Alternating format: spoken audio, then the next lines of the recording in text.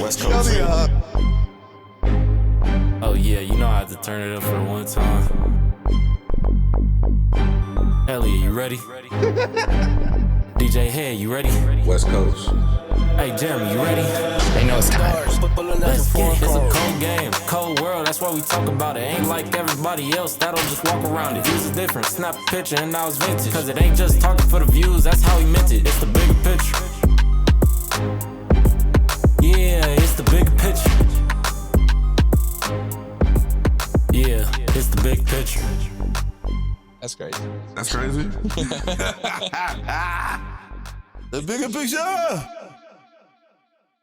The bigger picture. We're live. We're back. DJ Hed is not here. No.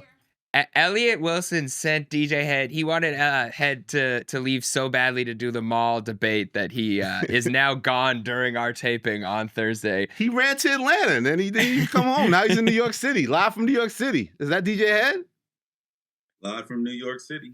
Where you at? You like in a war room? Is that Rory's closet? What the hell's going on in there? No, I am, and I'm shout out to Taylor.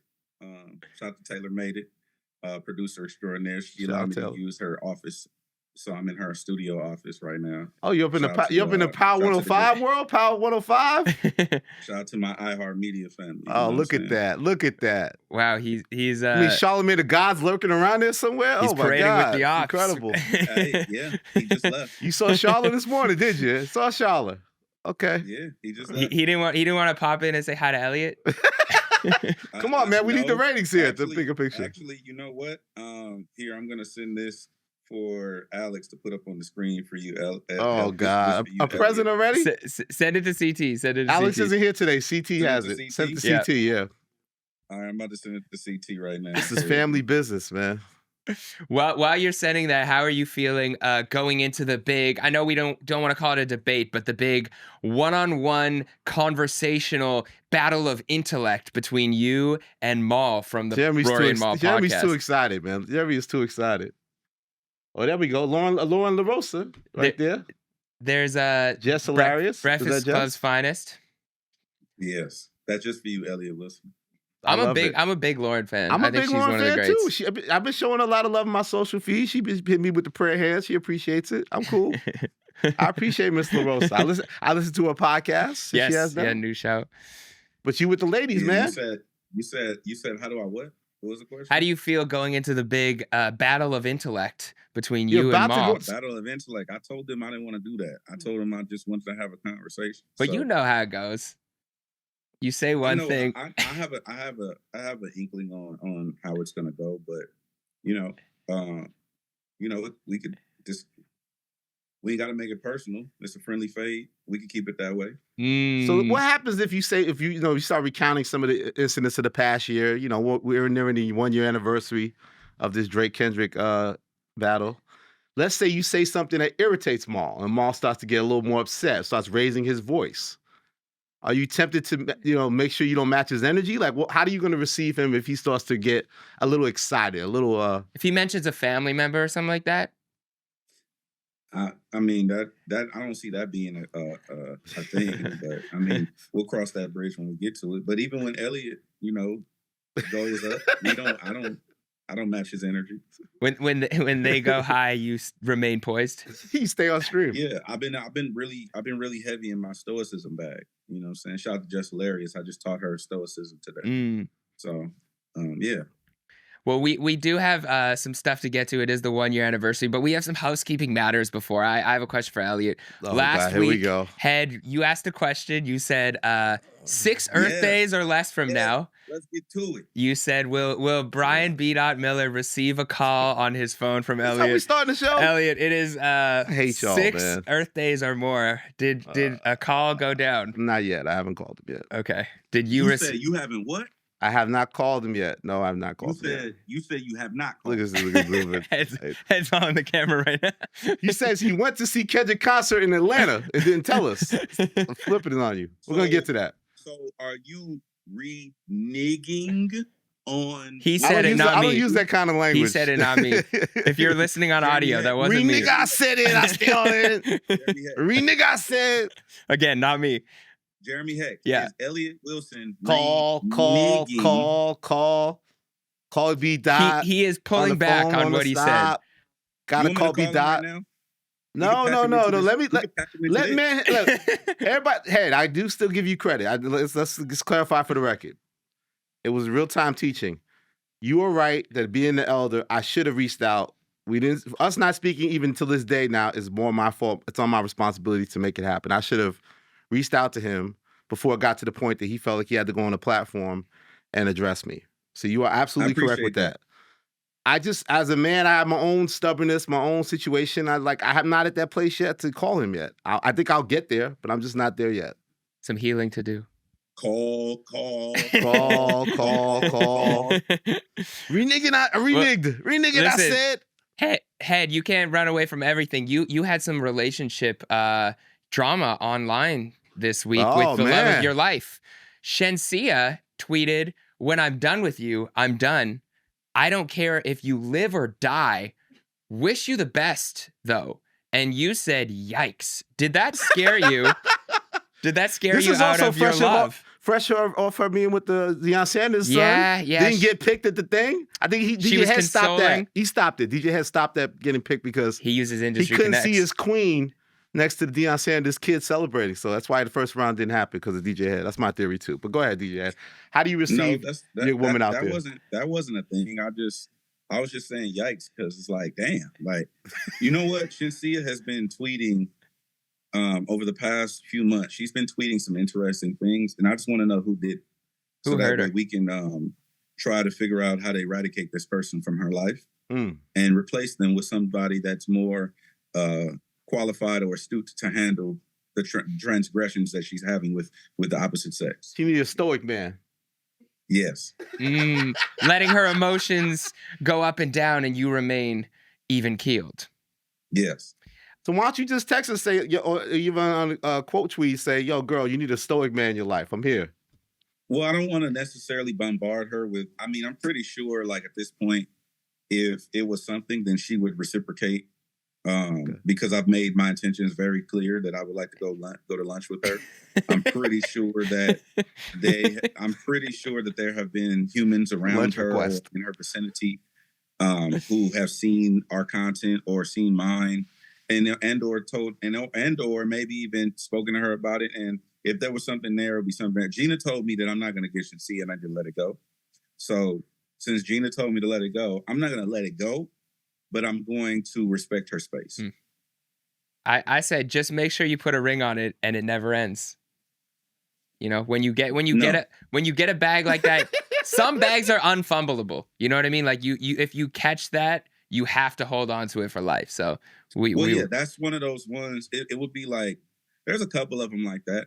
You know, she's not the only one but she was the one that I had been thinking about the most over the years. And so there's other ones that exist where I've definitely, put a 3-pointer in the air. Well, moving on from man. Moving on from our personal lives to Kendrick, you were at the Atlanta Kendrick Lamar GNX SZA co-headline in Atlanta. tour. What was the vibe out there? You ran to Atlanta to see it. Didn't tell us. No pregame. No, tell your brothers that you're gonna be out there. Our hard business, and all of a sudden you just kicking it extra days, and we see you at the Kendrick Lamar concert. Well, where's the love and trust in our relationship? I don't understand. I'm gonna be honest with you. YN. All right. Now I'm YN now. See?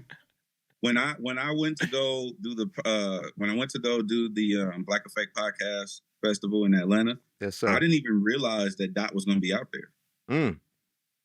The homie DJ Era was like, "Yo, Dot is gonna be here while you here," and I'm like, "Oh shit, let me get my affairs in order."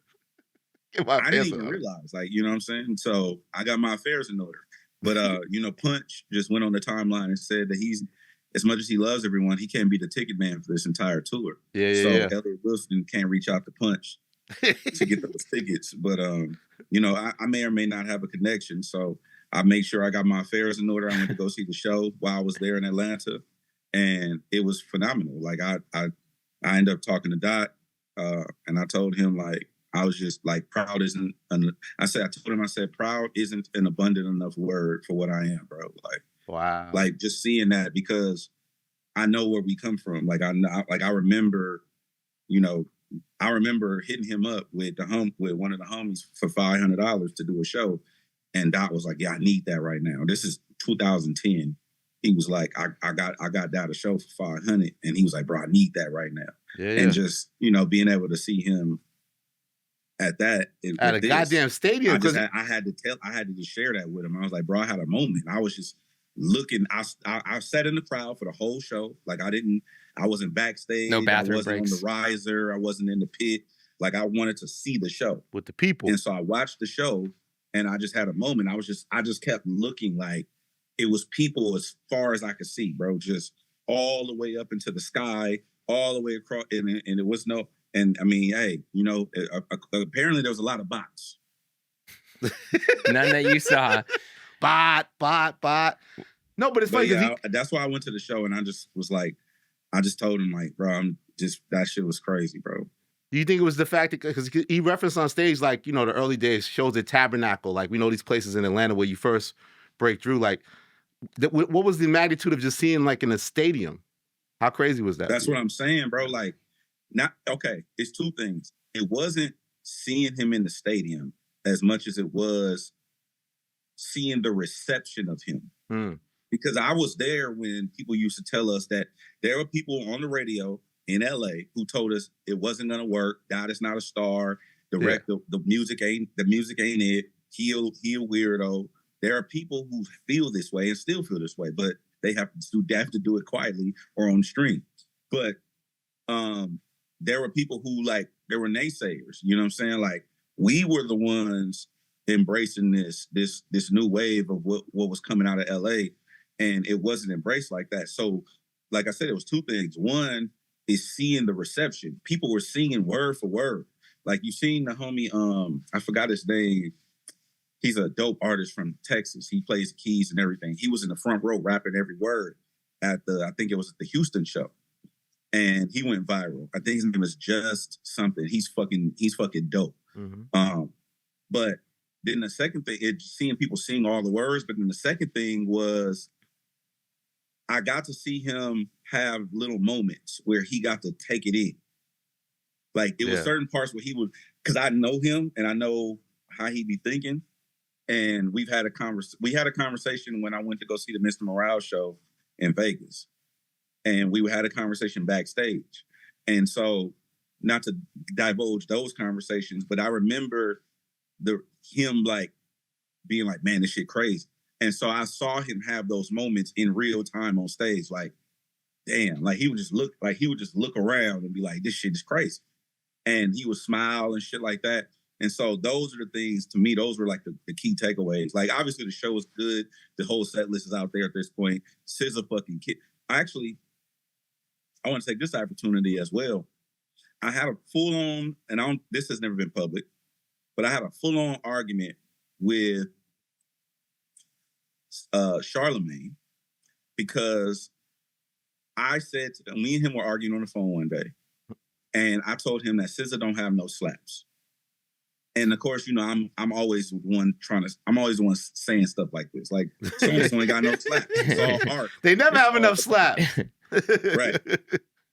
And then after that, Charlemagne told on me.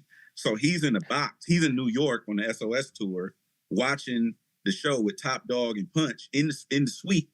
Mm-hmm. And he telling on me to my big one. Right? He telling Top, like, yo, you know, Hed says SZA ain't got no slaps. Punch is like, oh yeah. So now I'm on the phone with Top for 2.5 hours that night. East Coast time, it's like 1:30 in the morning. Punch, I'm talking to him on text. Long story short, I was wrong. Absolutely. You saw the slaps live? Slaps. Now, I'm not saying it in a traditional sense. I'm not saying it in an untraditional sense that she doesn't. I never said that the internet is going to run with it. I've never said that SZA don't have hit records. I've never said that SZA's not a superstar. I said she don't have no slaps, meaning as a DJ, what do I play from SZA? Like, what's the go-to slap that unanimously all DJs are going to throw on? Every DJ, depending on where you at in time in the set, or where you at in the region, Mm-hmm. it depicts which song you're gonna play from SZA. She got slaps that I never heard that I need to go now. I have been familiarizing myself with the SZA catalog because she definitely got a couple of slaps on top of the hits and the big over the top records that are multi-platinum and all that kind of shit. But SZA got slaps. So I wanted to publicly say that yeah, she got some What are your slaps. favorite SZA? Well, no, SZA slaps. I'm Jeremy. curious because I'm a huge SZA fan musically. Like Control Don't is ask one of me my the names favorite. of the fucking songs, Jeremy Hecht. But I might no. What I'm saying I'll is do the I titles. might be with you in terms of like she has a lot of hit songs. What like I'm curious. Let me know once you actually dig through that because I don't know what the slap would be. Like I was trying to look just now. Like you could maybe say Kill Bill or Snooze or like the Weeknd remix. Again, not Elliott Wilson definition of slap. A slap is a Bay Area word, hip hop word, or a Bay Area culture word that depicts a song that rattles the trunk. No, that's exact, and I'm rolling with that definition. I don't know what song that would be, but Snooze rattles the trunk. She got Snooze? a few of, Snooze is slow, but it rattles. Snooze is slow, but it rattles the trunk. If you put Snooze on, maybe Kill Bill. Yeah, okay, and let me know once you go through. But yeah, Okay. SZA's a superstar. Right. But you got to witness the connection to the audience though, like her power of her music to her fan base. They're singing, so they're singing her shit word for word, just like Kendrick shit's word for word. Bro, word for word, bro. You talking about? Let me see. Mercedes. Because that's the thing. Did you feel the connection with the crowd that these people are Kendrick and SZA fans? Was there any kind of disconnect where it's like, okay, some girls are there more to see SZA, or as you felt like everybody was connected to both artists? Because that's what it seems like. It's a co-headlining tour. Yeah. That people there are fans of both those artists and feel the connection between them. So bro, when I tell you it was crazy, them like, I don't want to say she's the new this or the new that. SZA is her own thing, but I have never seen anything like the connection between young women and SZA, bro. Yeah. And I'm talking about young women from fucking 35 years old to fucking 8 years old. Like SZA is their person. Yeah. And that connection. Bro, when I tell you it's different, I just pulled it up right now, Jeremy Hecht.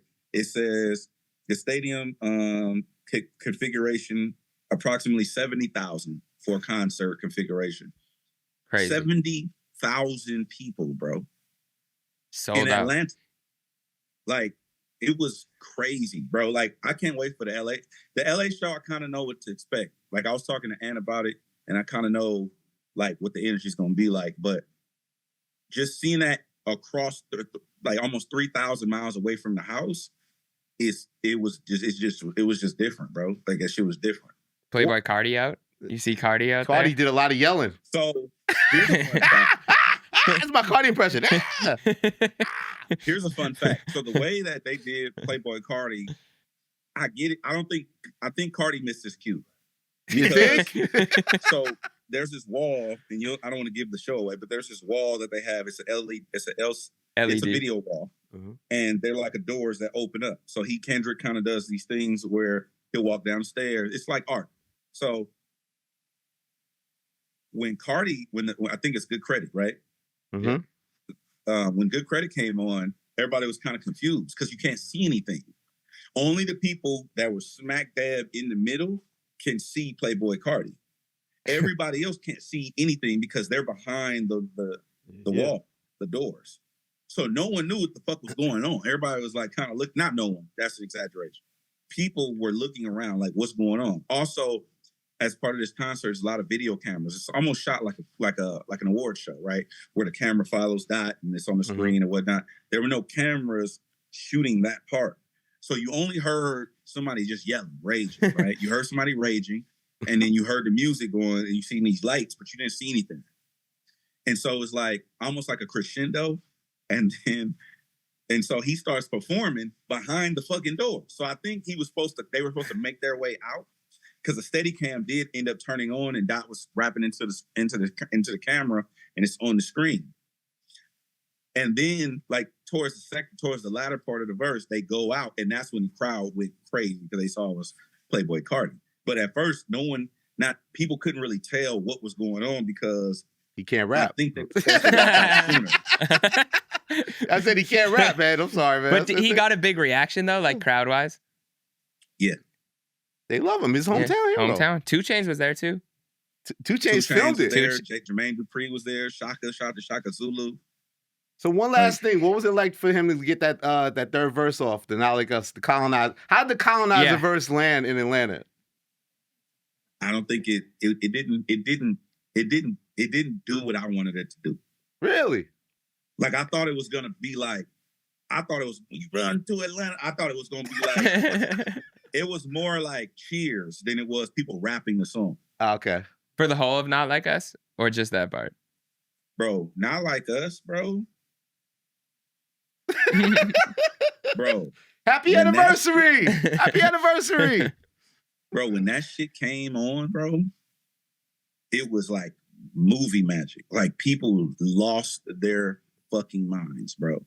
And I thought the Atlanta part was gonna be like the one where it was like everybody's gonna be like aggressive and rapping it and stuff. It wasn't that. It was just people were happy and cheering. It wasn't like we feel seen. Nigga, it was like, oh, like ATL stand up. It was like that kind of. Wow. Well, what a year it's been. Now, I did post the unedited A minor hand shot.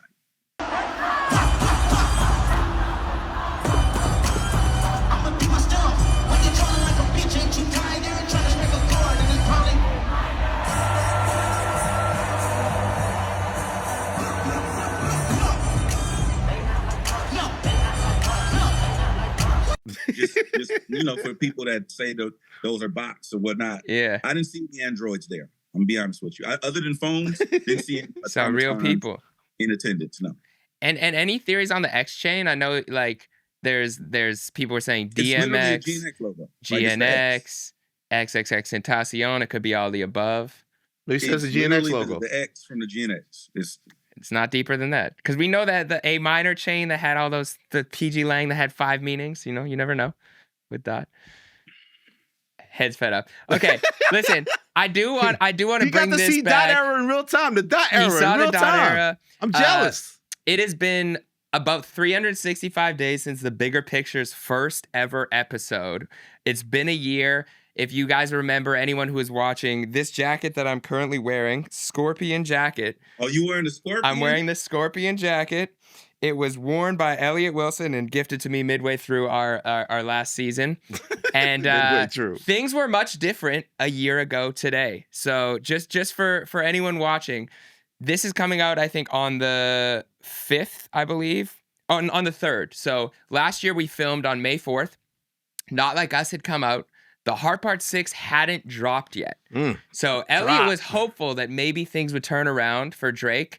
Head was just as stoic as ever. I was hopeful. You were hopeful. I rewatched some of the episode. Head was very much, all the comments were, DJ Head knows way more than he lets off right now. He knows something we don't. So some things have changed, some things haven't. But I want to take a look back with you guys at the year and go back to that moment because I feel like we never actually got to reflect in real time, bar by bar, piece by piece, without getting too in the weeds. There's questions that I feel like people still probably have. At first, okay, you guys, where were you both when Like That dropped? And did you imagine that we were really going to get the battle of the century at that moment? DJ Head? Oh, me? I don't remember where I was. I do remember the time frame though. And I remember when Like That came out. I didn't pay it no attention because I didn't think that it was that big a deal. To be honest with you, I just didn't give a fuck. Like I was like, okay, he popping his shit.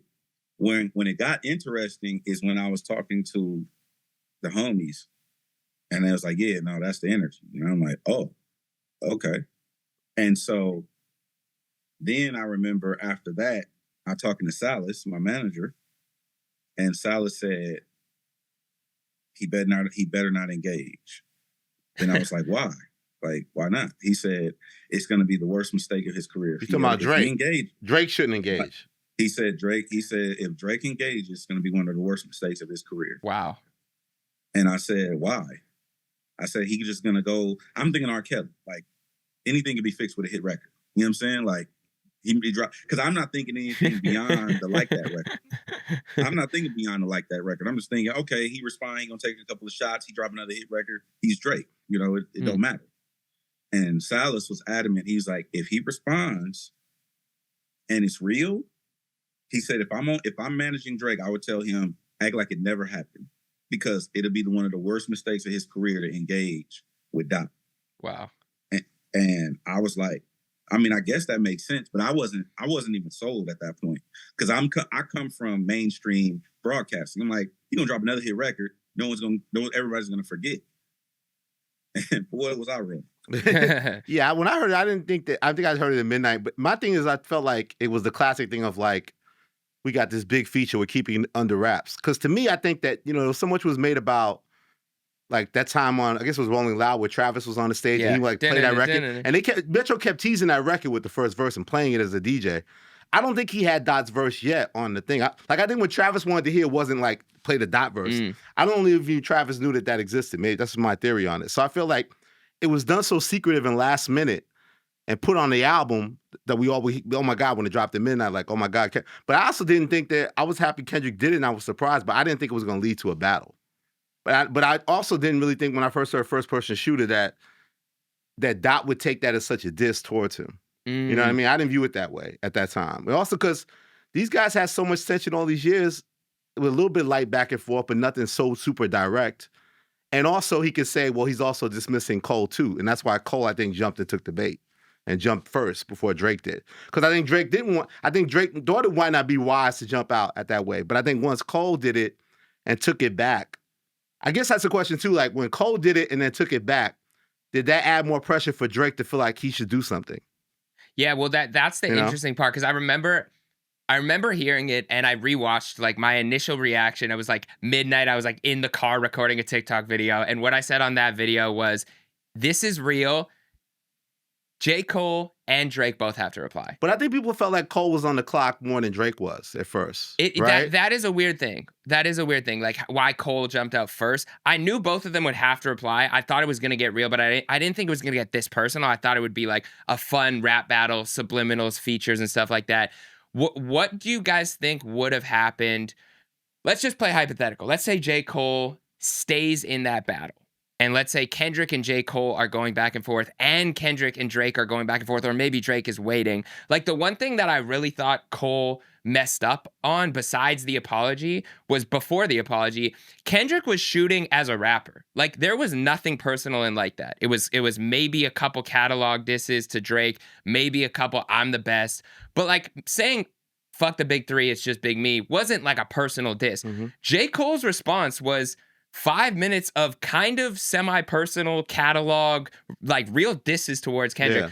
I think Cole could have stepped back, done a feature somewhere, similar to Kendrick, and tossed very rapper bars the same way he had been doing for a year, and it just wouldn't have resulted in that, and they would have had a fine battle. Like, I think Cole messed up by taking this as like, I need to dig into Kendrick as a dude and his career and his catalog, rather than just being like, I'm the best rapper still. I'll prove it to you with these bars, and I'll make it towards Kendrick. That was weird to me. Do you think that if Cole didn't pull the record back, that Kendrick would have responded to Cole? I think that Cole, like I said before on previous episodes of Bigger Picture. I don't watch that show. I think that Cole is still owed something. What do you mean? He's owed something. I think Cole is still, like I said, remember when I described... Oh, yeah. Remember when I described the whole DP thing? Like, if you commit an act, regardless if you pull it back, you're still owed energy for that act. Yes, and so, I think it's coming. I think Dot is not, Dot probably not going to touch that, as far as like, you may or may not get some truth on the next project or whatever, but I don't think he's going to touch that, because the apology was as loud as the offense. Now, had it been a text and, a phone call or something, you might still get some energy, because the offense was louder than the apology. But the apology was just as loud as the offense. And the apology was louder than the song, to me. And the record Yeah. was put, but that's only because the song was trash. If the song was a hit, It wasn't trash. keep it real though. Not like that, but I'm saying the song didn't. It didn't do nothing. hit. Just like Old Boy's version of the Heart Part 6. It just didn't. It didn't move anything or do anything. Yeah. So had it become a record, Yeah. and had it like really been a record, like say Cole drops a Like That type record, and it been that the 7 Minute Drill was a Like That type record, this might go a different way. But because the record was whatever, and the record was redacted, and the apology was allowed as the record, I think, all right, we can call it a wash. But it's all nuance. It's not like a one-to-one thing. Do you think, I don't know that Drake actually would have gone as a straight one-on-one Kendrick. I know he didn't really go one-on-one. I don't think he would have dropped a solo song towards Kendrick at all had Cole and Kendrick really been sparring. I think Drake would have pulled back and done some more subliminals or maybe some direct shots on a feature. But because Cole dropped out, I think it just left that lane open. I think the Cole apology forced Drake to take the bait and engage in the battle. Cole's apology, I think, probably offended Drake, knowing Drake. Yeah. And it forced him to shoot the fair one or whatever that meant. He also felt like everybody was finally ganging up against him in this clear way, coming off the Future Metro albums and all this type of shit, and felt like, I'm going to show all these motherfuckers I'm the man. But then it goes to push-ups. And again, Hed plays a role in this. Like, the weird release of push-ups, like, where, is this a real record? Is it AI? And then now people like the original version, which had a little bit more the Get Money sample in it. Like, the first thing, people like that version better.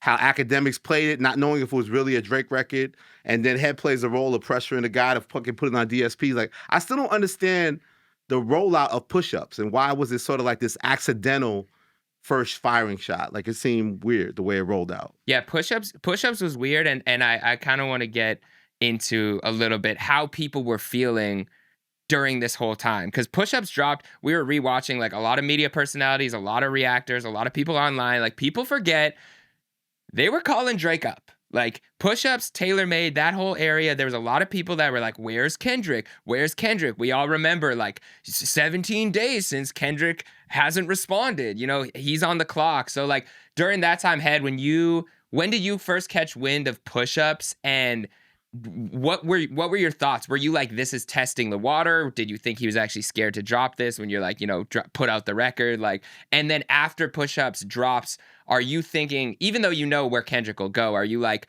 on the scoreboard, Drake is up at this point, but I know when Kendrick drops, it's going to be crazy? At this point, I hadn't talked to him. And I'm just like, bro, y'all got the homie fucked up. Like, you got to remember, when the push-up shit was happening, it wasn't cool to be on my side. And in fact, I would go out on a limb and say I was one of maybe one of the only people who was public about my side. Nobody else was saying nothing. Everybody was like, "Oh shit, Big Bad Wolf, right? the hit maker and the superstar and the pop rapper and all this other." Even Charlamagne, he was texting me. Because I was like, you know, I was advocating, and he would text me, "They on your ass, Hed. They on your ass," because they was reporting on it on the radio and all that kind of stuff too. And I'm just like, it's cool. But if you remember what I said as the countdowns was going on and all of the extras commentary was happening, even on Joe Budden, everybody was looking and everybody was trying to see what the fuck was going on. I simply said, we enjoy cooked food on our side, or something to that. I remember that. Right? Yeah. And ain't that meal tasting good a year later, Jeremy? It was fully cooked. Well, that's the thing, Hed. So I always look at it now, like, Drake really thought he could take Kendrick out with push-ups and Family Matters, because clearly he already had the first part of Family Matters because he teased it in the push-ups, right? So he had a vision of what he wanted to do. Kendrick took 2 weeks to respond. So then I guess Kendrick's cooking up different concepts and ideas of songs, right? Like, and we don't realize that at the time. So he's almost preparing himself for song battle. For war.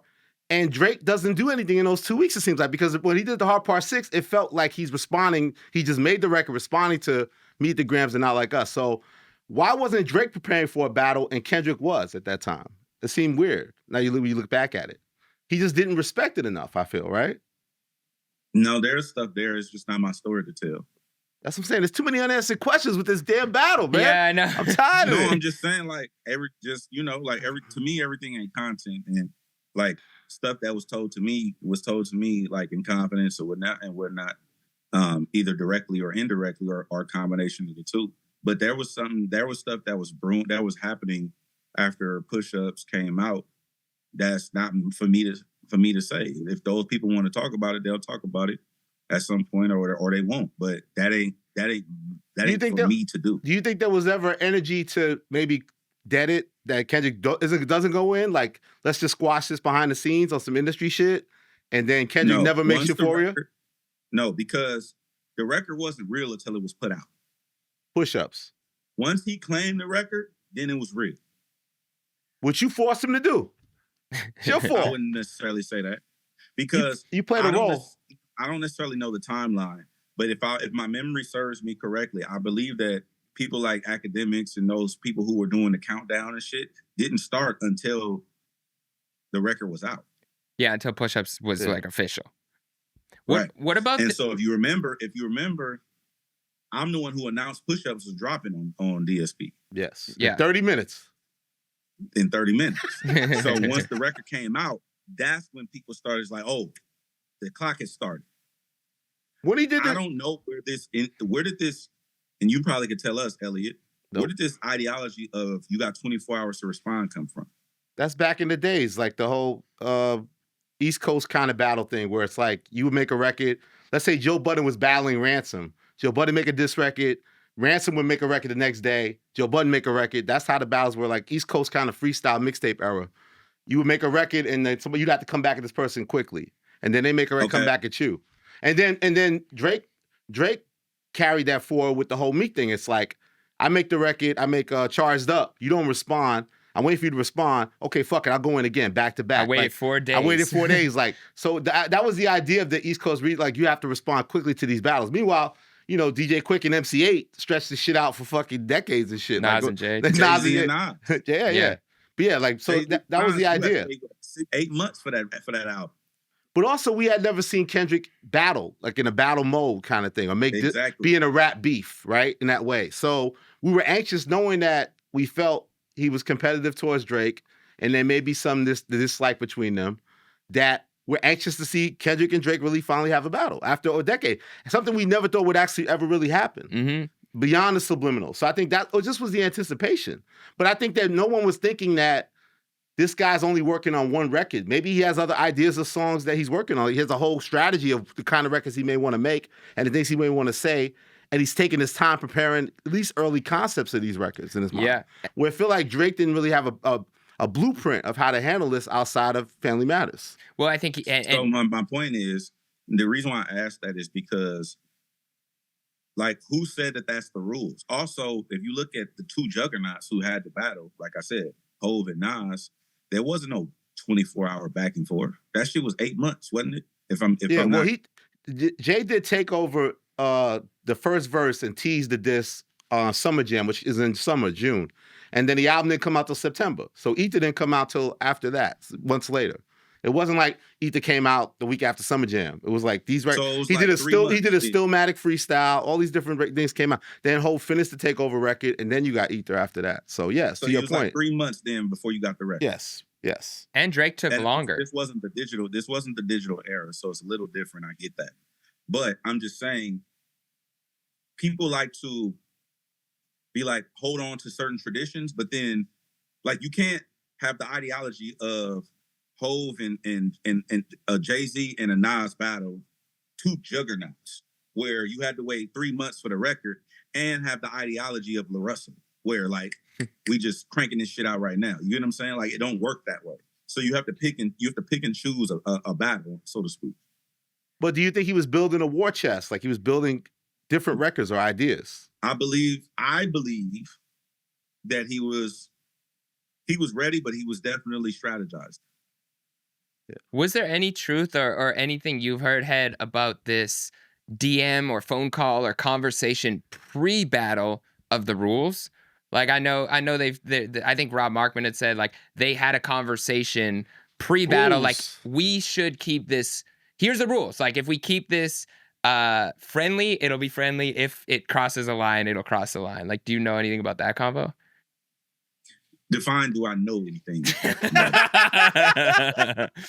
Can you confirm or deny that a conversation I'm not happened? confirming shit. Okay. But I will say, But you won't deny. what I will say is that it was made clear to him that this could stay here, this could go nuclear.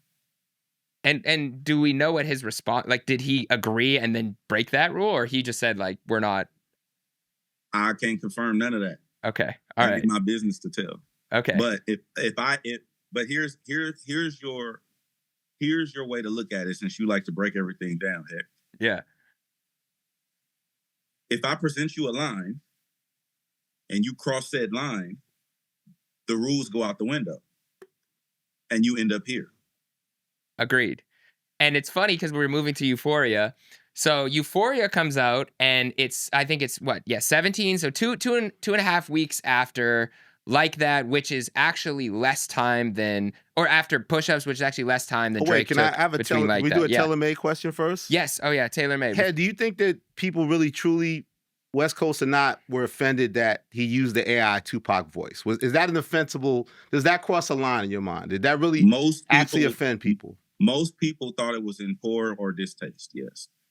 And then people were wondering if how it got removed. Like, there was the rumor that Kendrick went to Tupac's estate, which I don't believe. Like, do we have any knowledge of how Tupac's estate actually felt about that, or anyone you've spoken to on that side?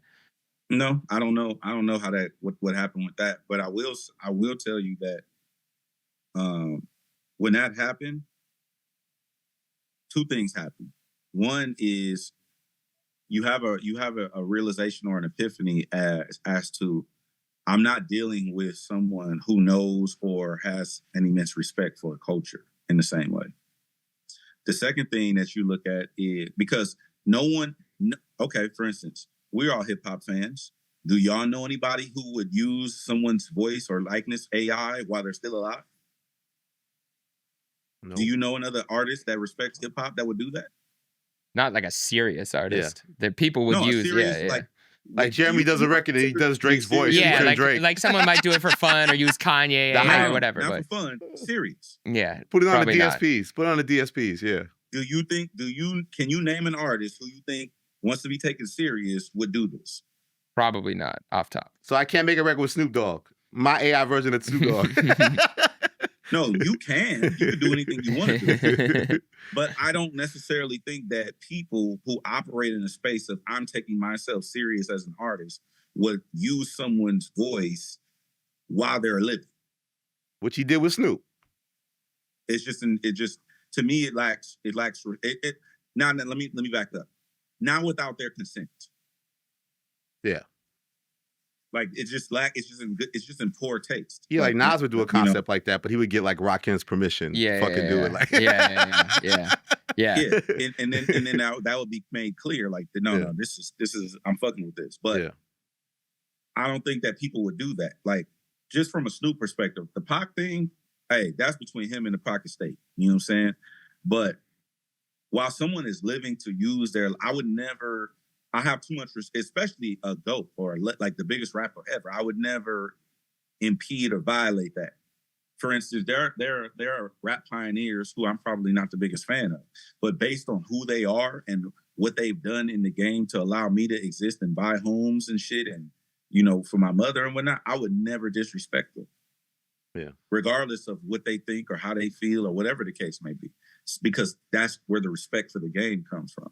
And that's just what you're taught when you're brought up a certain way. That's one. Number two is the song would have been just dope with just his voice. Yeah, I like the version where he does it. The song got convoluted because he did the bullshit. And it's corny.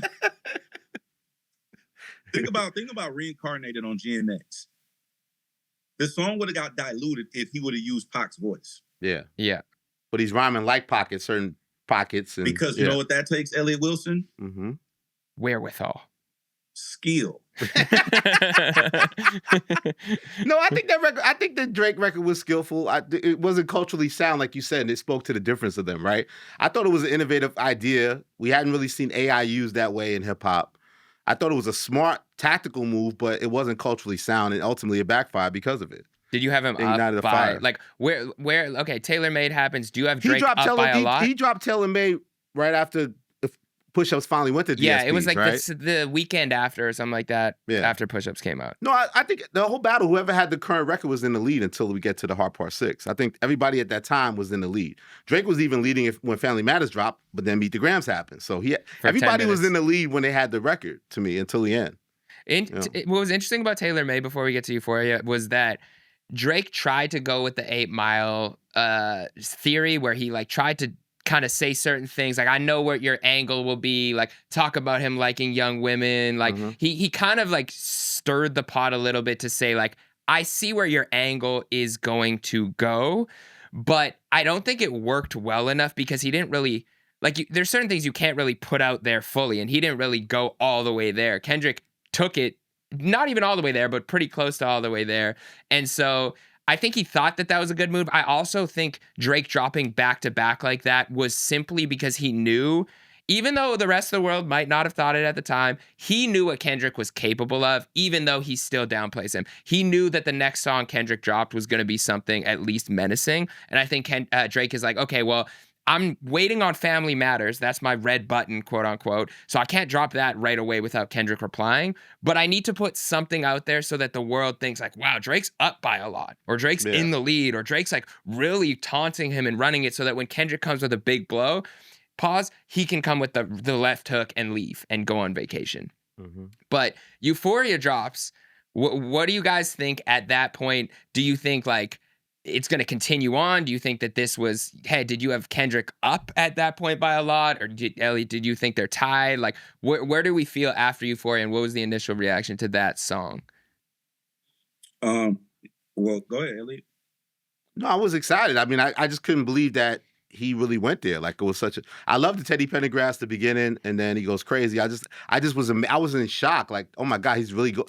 And he's saying the things that we always like, we're gossiping about. We were saying like they don't really like each other. So he's like, I don't like you, playing off the DMX thing. Like him saying only you like being famous. Like things he was saying was so like, this is what we thought, and he's really taking it there. And it's like he wants to battle this guy. Like he's going all in. And I was in shock when I first heard it. I was like, oh my God, like crazy that he's really going at it. And it was so direct to Drake. It wasn't subliminals to anybody else. It was directly headshots straight at Drake for 6 minutes. Which Drake put, everything was always 20v1, everybody against me, where he's dissing everybody. Kendrick was so direct, it blew me away that he was like ready to engage. You know, obviously Not Like Us is my favorite song, but Euphoria is my number 2. Like I was telling y'all before, I don't listen to it every day no more. You should, brother. I do listen to That's it. That's a good stoic anthem to start your day. A good stoic anthem. Me, and also, I want to point this out, too. Euphoria is like hip-hop at its highest level. And also, I want to say this, too, like, I'm going back to the beginning of the episode, the GNX, the Grand National Tour, is hip-hop at its highest level. Like, it's actually, like, outside of SZA or whatnot, but it's hip-hop at its highest level because it's just unadulterated hip-hop at its highest level. Now, when you take a song like Euphoria, it's got a production, it's got bars, it's got entendres, it's hip hop, it's aggressive, it's egregious, it's inflammatory, it's statement making, it's hip hop, bro. Yeah. Like it's counterculture. Like I think Euphoria is probably the most hip hop out of this whole thing. Like a purity in it, like the culture. Yes, there's no hook. Yeah, like it's just rap. Like it's real rap hip hop. Like remember, like in iTunes back in the day, kids don't remember this, but back in iTunes, it would have a genre, and it would say some of them would say hip hop, some of them would say rap / hip hop. Yeah, this is hip hop. That's what this is. This is rap / hip hop. And he did, and Punch confirmed with Curtis King in their beautiful interview. he had more stuff in it, right? It was he like cut, 20 he cut minutes? it down. Why do you Cut it think? down. Why do you think that he decided, like, with Punch's advice, and I'm sure the advice of others, why do you think Kendrick decided to trim it down a little bit? And do you think he took out things that would be going to be extra inflammatory, that wasn't ready to get those things out yet at that time? It's possible.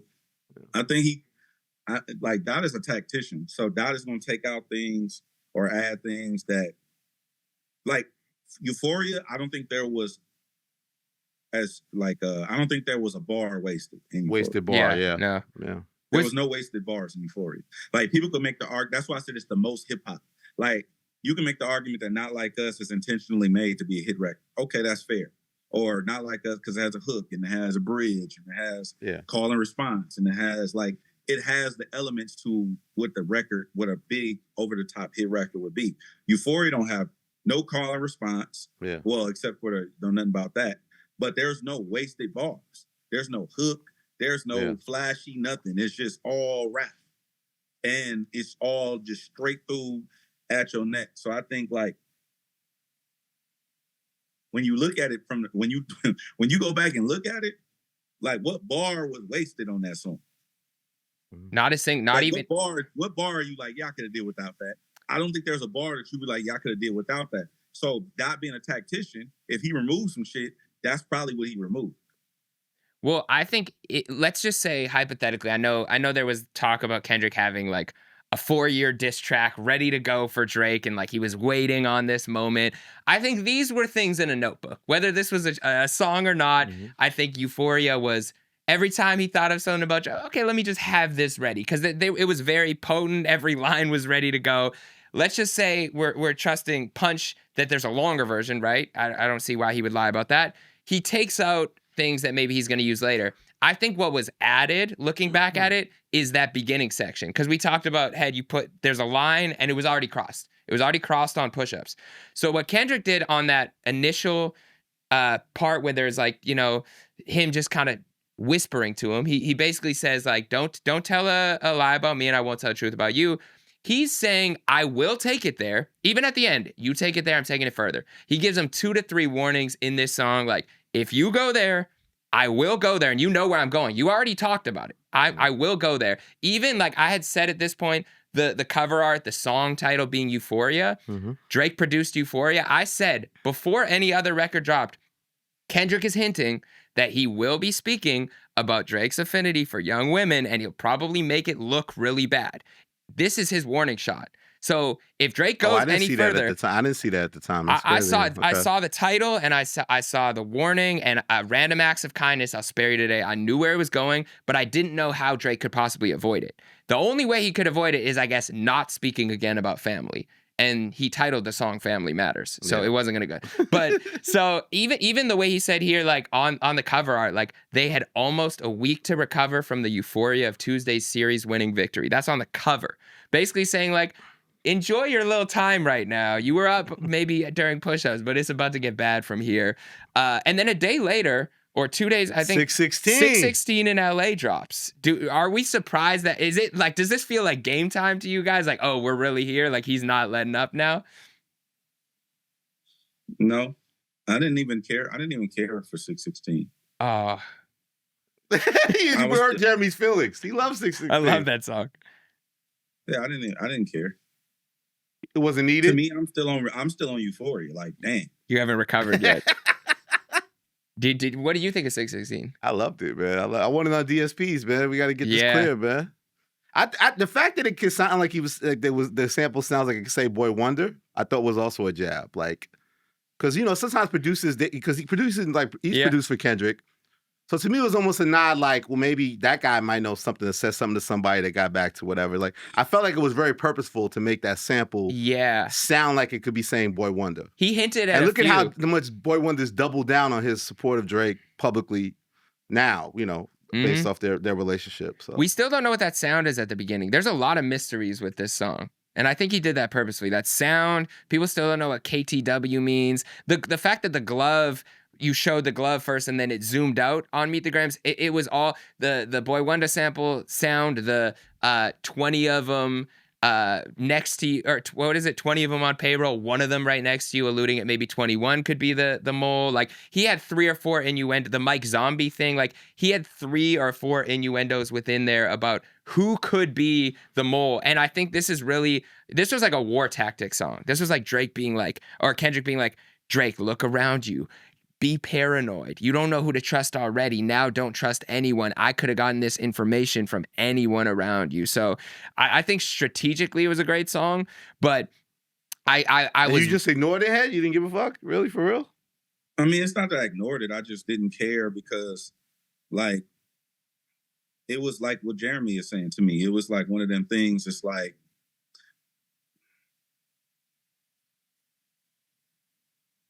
I don't know. I had a bad taste in my mouth from Taylor Made. I ain't gonna lie. So I was happy when Euphoria came. So I was more like still reeling off of Euphoria. And then when 616 dropped, to me, I didn't care for it because it was him going into his world. And I don't like that. Because he was literally rapping like him. As a strategist, I have the firm belief in always bring your enemy into your world. Ah, okay. Which is interesting though, because in Not Like Us, he kind of did. We don't have to skip ahead, but he did kind of go into Drake's world a little bit with, you know. We'll get to that. But Yeah. No, you're wrong. Okay. So 616 in itself is a timestamp record. Yes. I get it. That's what the boy does. Plus the crypticness of like, what is this? Like basically only you know what this means. Yeah, subliminals. Like, no one knew what this was. Yeah. When this dropped, Yeah. right? So you know what this is, but the world doesn't know what this is. So that was to me, that was the most Kendrick thing about 616. Outside of the rap was, you know what this is based on this photo. Everybody else don't. Everybody else is in the dark, right? You mean that was the most Drake thing? Like, you have the conspiracy theorists who say, oh, that was fed to him, et cetera, right? So it could be like, oh, you gonna feed me stuff? Here's your proof that I got what you fed me, but here go these bars. Mm-hmm. To me, it was just, I could have did without it. Started my Friday morning level. Yeah, what'd you think? Friday morning, right? Yes, Friday morning. Friday morning at 6:16 in LA. No, I loved all these records. I was like, they're in a fucking battle. This is fucking amazing. Like, and what's Drake gonna do? And that's when I reached out to Drake to see if he's dropping tonight. And that's when I got the goddamn rat emoji. Yeah, on Friday. CT, do you have a screenshot? This is the first time. This is exclusive. We actually, because we filmed, we had spoken about it that maybe the first couple episodes, but this is what you actually said to reach out to Drake. You know, this isn't the whole convo, but you said, what made you want to reach out to him at 4:10 p.m. and say tonight? The rumors that Family Matters was coming, that his response was coming. And where'd you hear rumors of that? Like, it was on the internet. It clearly was, to me, like he was baiting Kendrick for those weeks that he wanted to drop a record, which we knew was, I didn't know it was called Family Matters, but you felt he was going to respond. Like, and again, the 24, 48-hour rule, feel like, well, okay, he has to respond to Euphoria. And if he doesn't respond to that, he's dropping another record baiting him with 616. So we feel like Drake's going to drop something. It was a Friday. You feel like Drake's going to drop something for the weekend. Like, he's not going to go the weekend without responding. Mm-hmm. So it was more like, is it going to come out tonight? Is it going to come out over the weekend? Like, when is it going to drop? And it was just a furor on the internet. Like, when is Drake responding to Kendrick?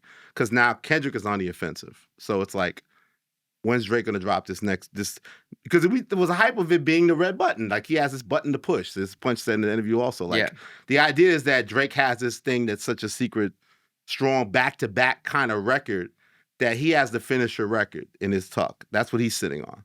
That he has the hot hand at that time to end this or stop it. So then what were your thoughts? Drake replies, "Man, I know you out there in Venice. Stop asking me questions. LOL." And you put aha, but like, what were you kind of like? What's going on here? That didn't make sense until the Hard Part 6 came out and him saying that you're in the Venice studio. Because I do think that he thought from the raps that Kendrick was in New York working on these records, right? And wasn't in LA. And then I think they put a picture of Alchemist and him in the studio, which was an old picture. And then I think he thought Meet the Grams, Alchemist produced, so he's in Venice working, like in that area. Ellie lives in Venice. So then I'm roped in like I'm in the studio celebrating with these niggas. Like, I don't know what's going on. I never heard anything about anything till it came out. Just like, I had a total fan experience of this whole battle. I heard the records when y'all heard the records. I knew nothing that was coming.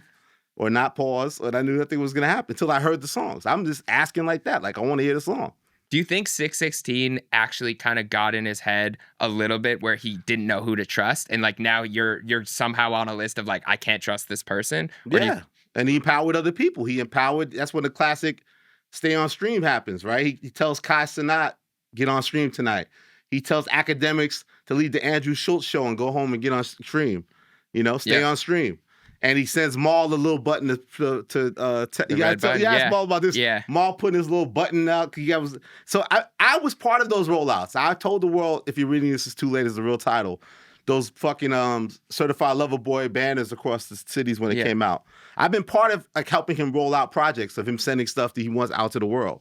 So I know the game. It's like he's now picking certain people, but now I'm on the op list all of a sudden. But again, I was on the op list because we had to fall off over the Bobby interview, and then the Bobby what's her name interview. But then we did squash it. We got cool again. So I was surprised that all of a sudden I'm back on the op list in this aggressive way of calling me a rat. Like I have any information to give to anybody. Yeah. So then he sends the rat emoji. That's right before Family Matters? And are you like, have you put together this at all at that point? Or are you still like, what the hell is going on? He's saying fuck off Elliott, and I'm about to end this battle tonight. And maybe he thought I was. Because the thing is, everybody knew I always kind of favored Drake over Kendrick. The TD probably knows, right? Like I thought I go with the bigger guy, the bigger star. I love Kendrick, but I also thought Drake was the bigger star, the greater artist. Now we're in a dot era, and my view has changed. But at that time, I think Drake was feeling himself like fuck everybody, and I'm so confident in this record I'm about to drop. You chose a side, fuck off, and watch me end this shit tonight with this record. That was the energy. And then Family Matters does come out, and what are your guys? Did it come out? What are your guys' thoughts after? Because there wasn't a lot of time to breathe, but like initial reactions, like are you thinking, oh shit, he really said something? Oh wow, he's up. Wow, Kendrick's got something. Kendrick's gonna have to come back strong, or is it like what was the actual honest reaction of Family Matters in that moment? I do want to say this before I say that. I think just because I'm always trying to be that guy, I think it's a mistake that Elliott is sharing this, because it's not something that the world he probably, this is a personal DM. You know what I'm saying?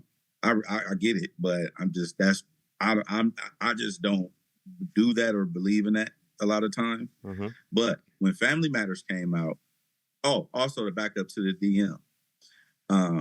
What do you living in Venice have to do with anything? I just think he thought that you're in it's in Ocean, the part 6, he says, you're in that Venice studio celebrating. I just think he thought that I'm now in Kendrick's camp. I have some awareness of what he's doing, where he's recording music at that time. That's the only way I could have received it. Because of it. Yeah. I think he thought the Alchemist thing, being on that side of town, that he's in the studio with Alchemist. Meanwhile, that was a beat he'd been had, as you know, right? So, again, I don't know where Kendrick was recording these records, but I just think there's something that triggered his mind of like, I thought he was in Brooklyn. He's not with his woman anymore. He's in Brooklyn writing records, and now he's in California writing records. Well, and it's weird too that some people were blaming like, oh, they conspired. They made a show to go against Drake. The show we recorded after Not Like Us had come out, and Hed didn't get a call until the day Not Like Us came out, or that maybe after that day. So like to think that Hed is the one feeding Elliott information from Kendrick's camp like doesn't make any logical sense. It's just silly. That's why you can't engage with it. It don't matter. But what's the question you said? How did you feel when you heard Family Matters? I like the first part. Like, I thought it was cool, like the first part. With the van? I thought it was clever. I thought it was very Drake of him to shoot the video and with all the theatrics. Yeah. Because it's like, it's a step up from, I respected the attempt at the step up from the memes. Because at that point, like, you got to think, this is going to sound, well, you got to think, up until this point, the dude was basically a meme coin. Expand upon that. You know, a meme coin, like Dogecoin and shit. No, I know what meme coins are. Yeah, so, because all he was doing was posting on Instagram and Twitter and shit like that. Like, he was just posting. And it was like animated cartoons with buttons and fucking posting like... No, not damn buttons. Yeah, you're right. He was putting like movies and things on the story. Just like, bro, what are you like... What was it? And that, again, that's probably his next mistake, is not taking this serious. Like, bro, like, you think that this is one of them things where this ain't that. Like, I don't think you understand what this is, but that's neither here nor there. We already talked about that a year ago. But when that first dropped, I respected the attempt because it was like, oh, there's production value here. There's an attempt at, like, Family Matters to me was his first time taking it serious. Yeah. But he still never he never really dealt with, he had the Kendrick just open his mouth like thing was funny, but he never really fully went at Kendrick yet. Still, he hadn't gone at Kendrick. You used that record now, I was telling you earlier. It's like there's a lot of Rick Ross disses on that record. Like he's still shooting up the whole squad. It's still 20v1 in his mind. Like he's not focused on Kendrick yet. He's not taking Kendrick serious enough to me at this point. Yeah, but it's his first time to me taking this entire situation serious enough. Yeah.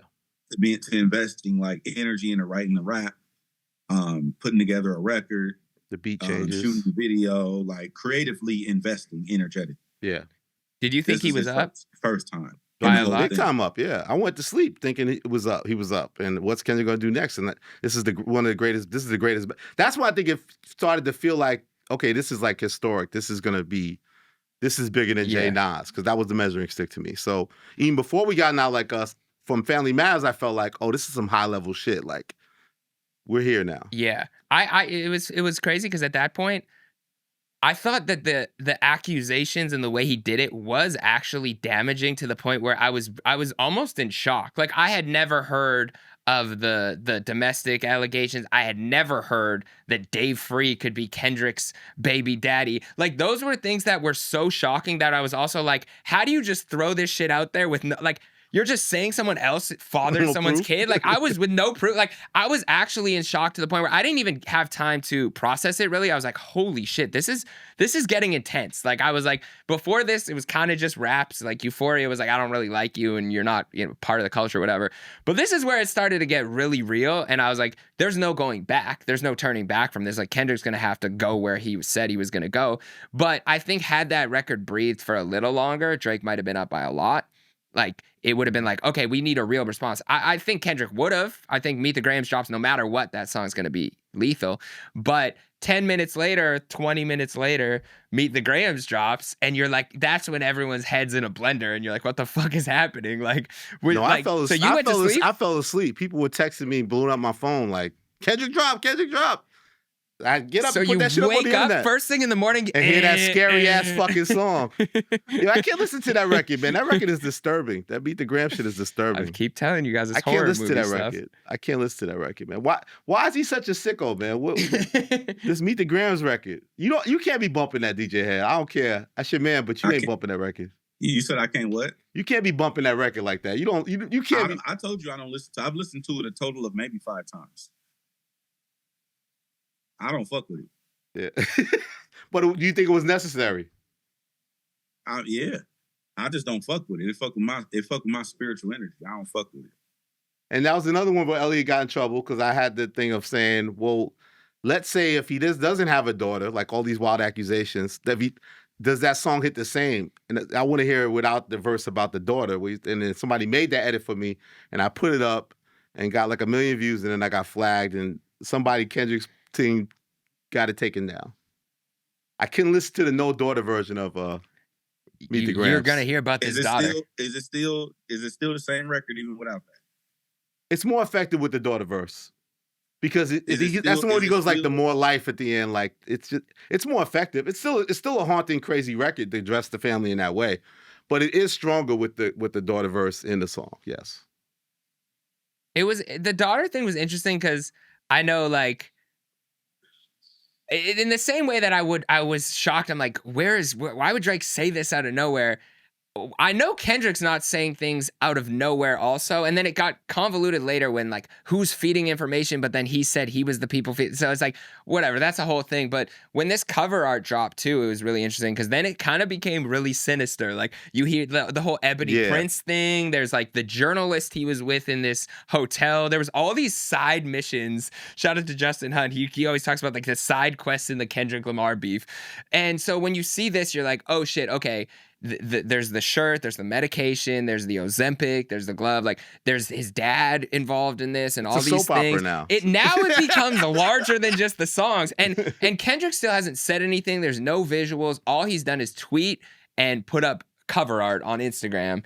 And at the Meet the Grams part, I remember listening. I was like, I was just so in shock that I think I woke up not know. I was doing lyric breakdowns as they were happening. I've never done a Meet the Grams and Family Matters breakdown because so much happened in that day. Yeah. But I think without the daughter verse, it still hits.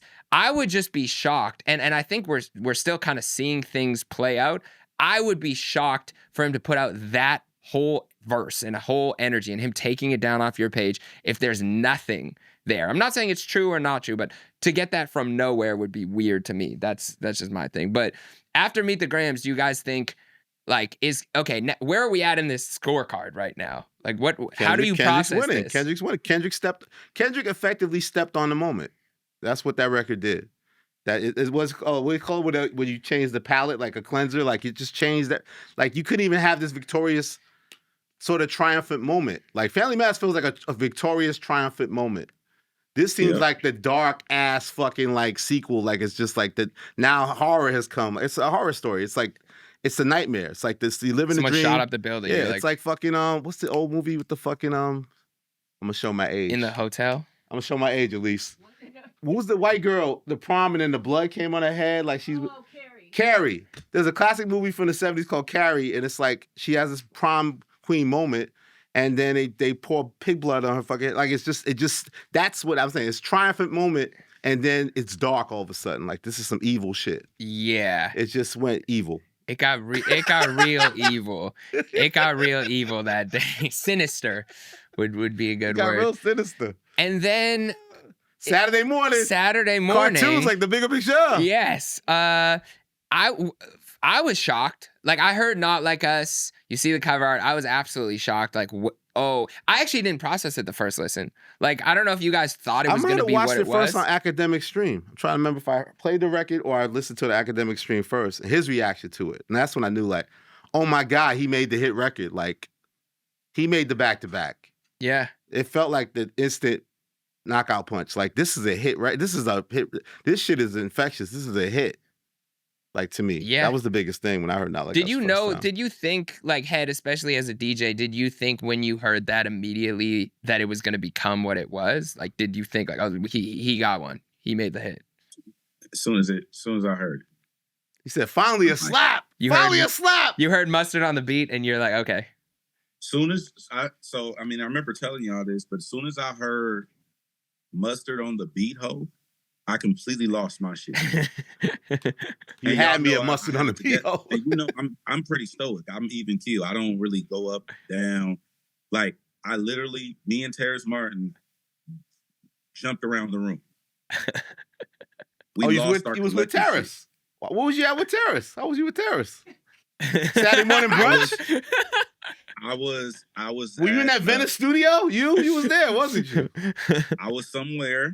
And this will be revealed within the next. When is this going to be? Don't do this again to people. It'll probably come out within this year. You'll probably get the full story of where I was. But I was with Terrace Martin at somewhere, and we went into the back room and. Oh, I know this one. A gentleman's family matters, family affair. A gentleman we know, a colleague rapper from the West, had a family function that you were attending. Yes, and we went into the back room. See, I can keep it classy every once in a while, DJ Hed. You see, I didn't say that there. But see, this is my point though. You probably know the full details, right? Okay. Yes.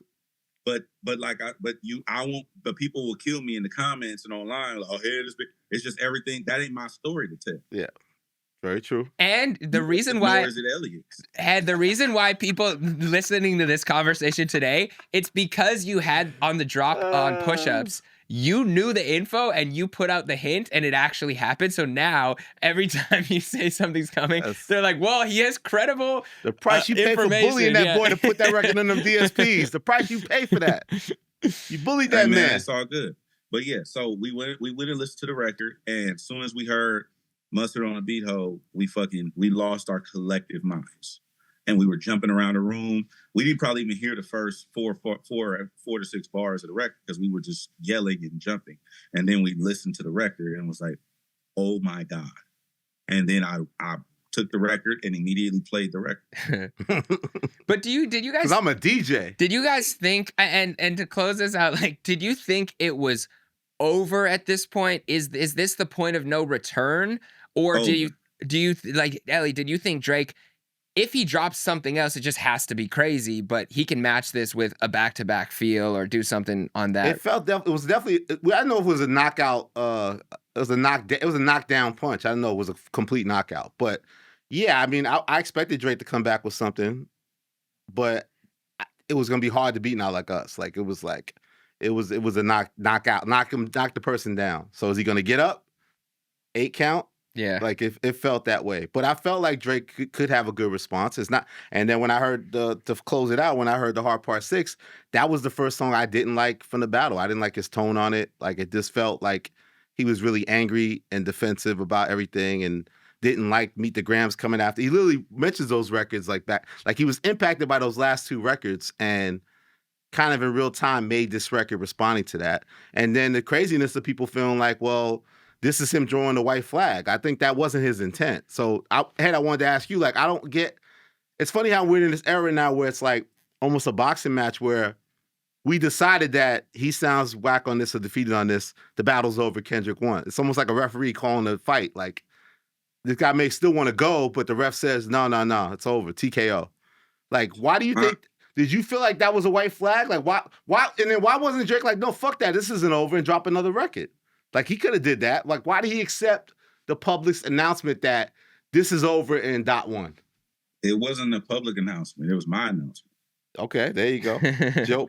To the Hed. public. DJ Hed's announcement. Why did he give you the power to make your announcement the final announcement? That's the thing I'm saying. He didn't give me the power. I had no communication with that man. I had no communication with that man. Like, to this day, I have no communication with him. That confirmation, I was given the authority to say that.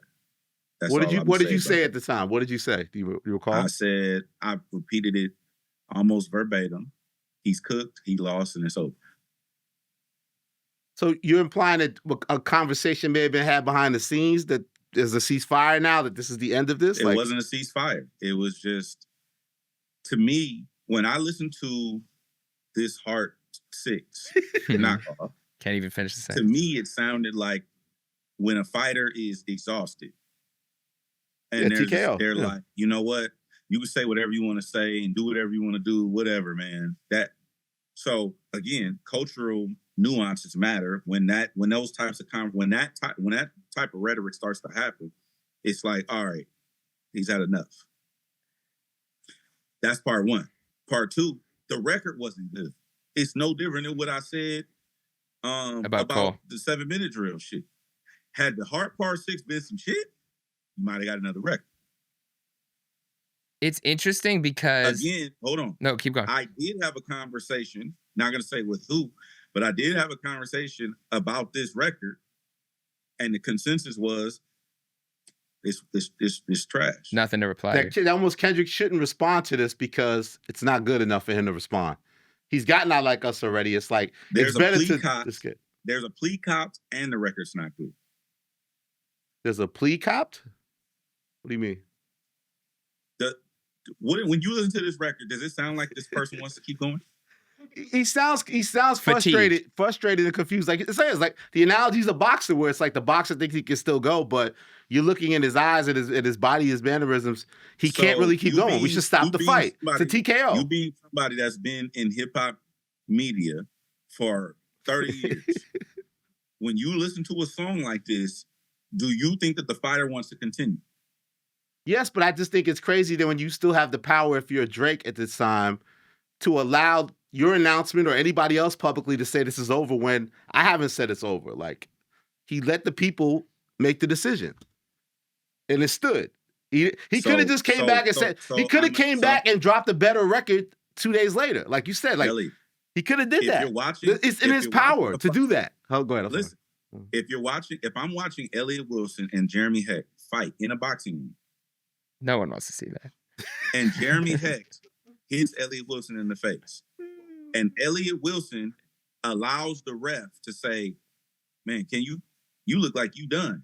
And you don't respond. You don't say nothing. And the ref says it's over. Don't you feel like you probably wanted that to happen? I wanted to be saved. I wanted the fight to stop. Mother eye. Well, the Mother eye. the funny thing is because I'm looking at Yeah, how this. do you look at that, Jeremy? This is my like after really sitting and thinking about it, this is my breakdown on why this happened this way. Kendrick threatened on Not Like Us, the rabbit hole gets deeper, I promise. Okay, that to me is the most important bar as to why this ended. He said the rabbit hole gets deeper, I promise. Drake, he didn't need to respond that next day. He could have really taken some time, crafted a good record, taken 2 to 3 days, 4 days maybe, and then come back with like a really great song to match that. But Drake escalated it. On Family Matters, he went to the family lines. Kendrick went where he went on Not Like Us.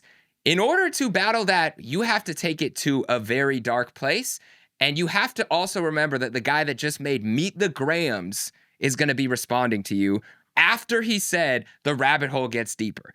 He knows exactly where this shit is going to play out if he does that. So I think strategically Drake did this to be, I'm still in the battle, quote, some people are going to say Kendrick needs to respond to this. Look, I put out a record. I have to defend my reputation, which is why he did it quickly. He's like, the things I'm accused of, I need to say I'm a big brand. Same way he put up a screenshot after Clear Pusha my T. name. I need to clear my name. to clear my name because I can't let this sit for too long. Clears his name or defends himself in his mind and puts out a song. But that song is still him saying, I put this out for the sake of, it would be like if we were in the fight and you take a little punch, like, look, I'm fighting back, but like Hed said, like the ref's gonna come clear it. He knows if he goes any further than he did here, because he didn't take any other shots. On the Hard Part 6, we gotta remember, maybe he had no ammo, but he took no other shots besides repeating and doubling down on the Dave Free line and repeating and doubling down on the line he had in Family Matters about domestic abuse. So Drake knew where this was headed. He puts this out.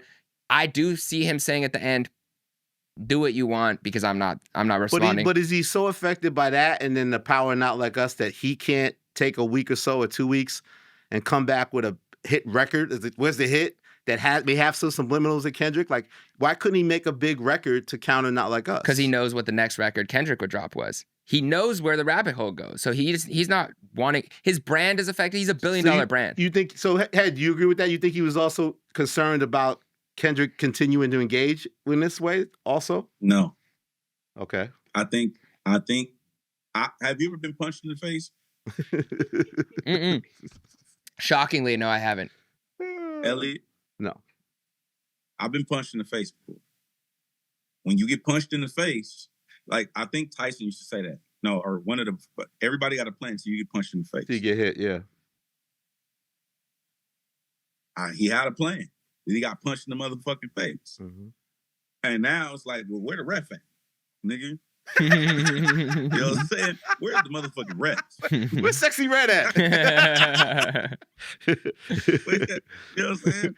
So I think he doesn't even sound. So the energy that we just talked about. Another question I'll ask to this class: does Drake's energy sound the same? Tailor-Made Freestyle, Family Matters, to the Hard 6. Is his energy confidence level those two records? No. What does his energy sound like? Defeated. Fatigued. Frustrated. So I've been studying neuroscience and the transference of energy. And of course you have. Of course you have. You're off top. While you're in Atlanta. And now New York. Ironically enough, we get the idea of wireless connectivity, Wi-Fi, Bluetooth, and stuff from human things, just like hard drives and memory and all the different things like that, right? And cameras is eyeballs, etc. Energy is a real thing. And the reason why you feel like that is because of his energy. You don't pull that feeling out of nowhere that he sounds defeated from your ass. Yeah. You pull that energy from somewhere because that's the frequency in which he's vibrating. And I was looking today, I was telling Jeremy before we got on camera that you look at the thing, that record I think it was on DSPs. It's no longer on DSPs. It's on his YouTube. But you can listen to Push-Ups. You can listen to Family Matters. You can't listen to Hard Part 6. It's not on the DSPs. God bless him. So he's almost pulled it. Oh, that's pulling the record. He pulled the call. Yeah. He pulled the record back. Might delete later. Might delete later. Well, we're a year. All right. Yeah. We're a year removed. Are you ready for Aurora and Ball? You ready for Ball? Are you ready for Ball, Head? Come on, man. Don't let us down, man. I'm not going in there. This ain't no fucking fight. This is just, I agreed to do this because y'all want me to do it. Silas wanted me to do it. And I agreed to do it because it's like Gina too, right? Gina wants me to participate in the culture. Yes. Other than that, I don't actually give a fuck because, like I said, like I told Rory, it's like, what are we debating? John Cena won the championship at WrestleMania. There's nothing to debate. It don't matter how I feel about it. That's what happened. But I'd still need King of New York energy when you walk in there, man. When you leave Power 105, you go to their studio. I need you to walk in there with that King of New York. And I'm gonna take the subway, Elliott. There you go. I need that K-Dot. I need that Dot energy when Dot was running around with the 40-ounce Van hat and he was going to the clubs and stirring things up with the control verse. I need that King of New York. Everybody's mad. Papoose is mad energy. The guard of two coasts, and he juggles them both.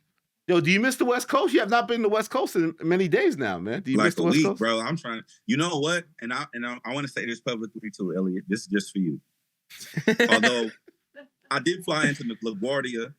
Did I say it right? LaGuardia. LaGuardia, yes. One of our lovely airports in Queens, New York. LaGuardia. The B2E, LaGuardia. Anyway, I flew into there, so that's technically Queens. Yes, sir. Both airports are in Queens. That's how dope we are. JFK and LaGuardia. My God. You can't never just let somebody just. You always got an Elliott walk and track shit through the house. I miss you, man. You're in that studio, man. What you want me to do? You know that was so New York. You give him a brand new pair of shoes, Elliott gonna track shit through the house. Anyway, my point being, this is my first enjoyable experience in New York, and I've only been here a short amount of time. Wow. I ate some fire-ass food. My first time having amazing food in New York. This time, my first time ever having amazing food in New York. And the weather is fucking phenomenal. 70 degrees at night. Yes. I've never, in my whole adult life, been coming to New York. I've never experienced a day when it wasn't cold in New York. So you just black t-shirt out, walking down the street, and it's just white people. Well, white people are gonna white people anyway. But there's black people. Niggas is walking. People are walking. Puerto Ricans and everybody got on short sleeve shirts and shit. Nobody got they bundled up in they dipset jackets and shit. And I was like, you know what? I actually fuck with this. So I'm looking forward to coming back and fucking with New York. There you go. I'm gonna give it a real legit shot as opposed to just being anti. No, that's why we love summers in New York, man. This is a little taste. It's early May. What, we in May now? Yeah, May. But yeah, August is a great month in New York City. Salute to New York.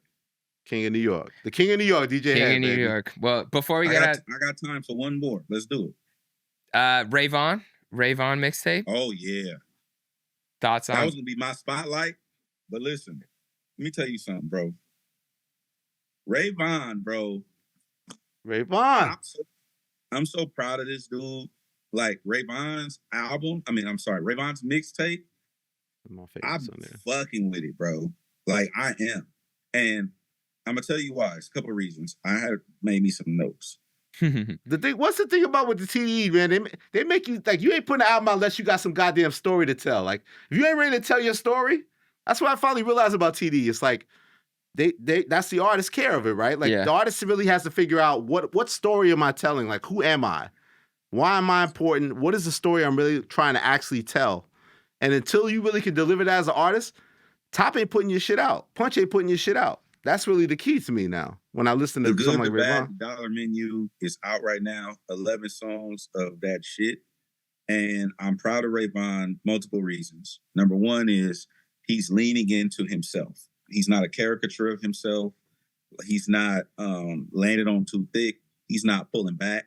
He's being unapologetically himself. He's rapping. There's bars. There's storytelling. There's flow. There's cadences. There's entendres. There's a slap on there. But like my favorite song is track 1, which is ironic. Well, no, my favorite song is the slap because Dollar it's the Menu? slap, which is "Look at God" with him and Lil Russell. Oh yeah. No, actually, it's not my favorite song. That's the song that I'm gonna be playing majority of. Like that's the song I play on the radio. But that Flocker's Remorse, that song is fucking amazing, bro. That song is fucking amazing. I saw And the Wale song bigging up J-Rock, Flat Shasta song too. in the J-Rock called Clown Dance. That song is hard too. But that Flocker's Remorse is like one of my favorite songs this year. Yeah, I was saying Wale bigged up Flat Shasta. I like that record too. Janky Moral Compass, Suburban Kids, Dollar Menu. I like a lot of these records, man. Yeah. Ray Vaughn, baby. Yeah, I really like Dollar Menu and Miles Away from Heaven was such a dope concept. I when he said that on the intro and the guy was speaking, he's like, I wish heaven was a mile away or something like that. Like that was just such a dope concept and for him to rap as well as he was rapping, but to your point, Hed, and I feel like maybe even you had a hand in this, for him to also be able to give a song like Dollar Menu or songs like the Lil Russell song where it doesn't feel super out of place and you're still taking. And I think Kendrick always did that really well. Like on Good Kid, Mad City, he's telling a story and then he'll give you a backseat freestyle or a Money Trees, but it fits in the concept of what he's trying to give you as a conceptual story. So I think for Ray Vaughn to concisely 11 songs, no more than 13, 11 songs, give you his story, intro, really to who he is, where he's coming from. For him to talk about his mom in such a vulnerable way, and I know there's probably more to that story, but for him to really tell the pain and the trauma of like him almost feeling like the adult in that relationship and wanting the best for his mom, I thought that was, yeah. So, yeah, you know about the track list? It makes you it makes me want 2 more songs. It makes me want Run It Back. It like the album makes you, the album leaves you wanting more, like even more, like because you're enjoying the album. It's like, oh, it's over. Fuck, this is really good. So you almost want 2 more songs on that album. And it was interesting because I followed his career for a while and I spoke to him a couple years ago and I wasn't sure what direction he would go in sonically. I always knew he could rap his ass off, but I wasn't sure. I was like, where does he go? How does he put this into a body of work? How does he have a sound? And I think this was him really developing that sound. So I'm just excited to see where it goes. You know, it was a great project. I'm excited for what's next. And Ray Vaughn got 2 more records that I heard. See, 2 more. That are there you go.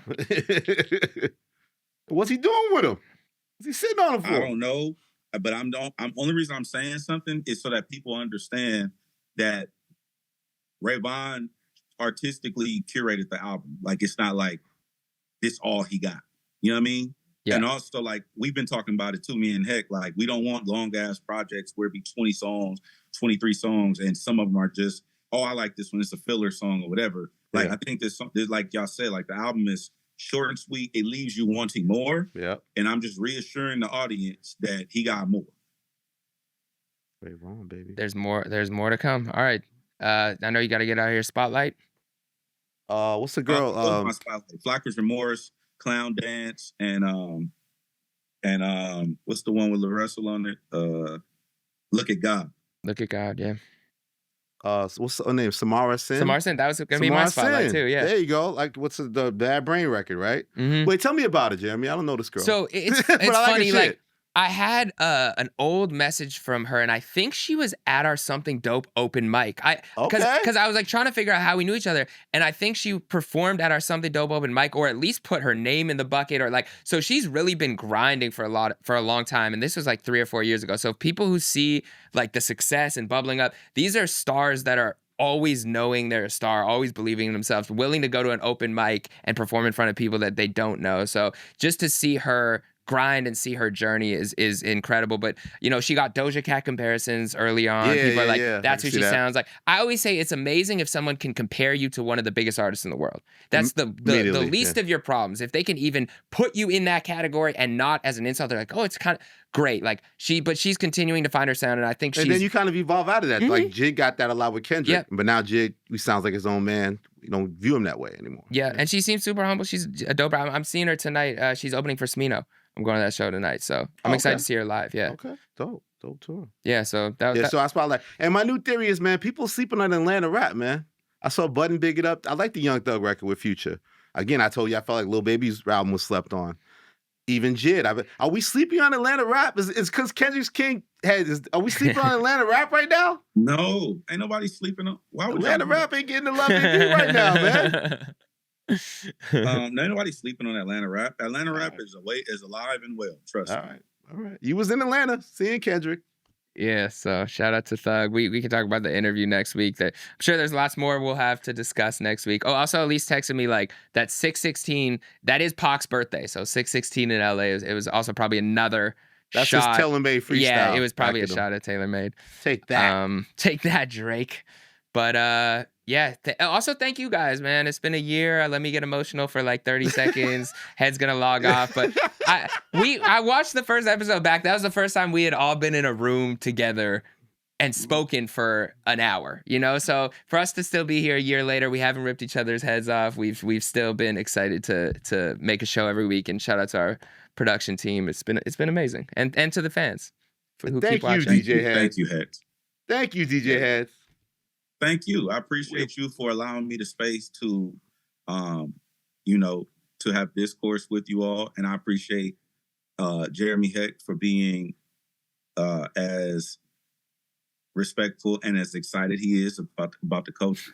And thank you to Elliott Wilson for allowing me to critique him in the ways that I do sometimes. Appreciate you. There's nothing you enjoy more than critiquing me. Hey, we appreciate it. Love you. Tell these niggas to like, comment, and subscribe, man. Come on, man. Do your job, man. Help us, man. Come on. Like, comment, subscribe. Shout out to the chat. I'll Chat. be back in studio next week doing cool shit with my friends. And make sure y'all go and check out that audio version so you can take us on the go as well. You know what I'm saying? Do that. And keep And giving me listen to Effective immediately. and keep giving me my credit for coining the phrase the dot era. I appreciate that. Tell everybody thank The you. dot man. era. Thank you, Elliot. The big show. Kick ass, Head, man. New York All right, City, good luck. baby. Make us proud. We're All cheering right, for bro. you. Also, you guys heard that word, friends. You said we're friends? You said we're friends? You said we're friends. Recording stopped.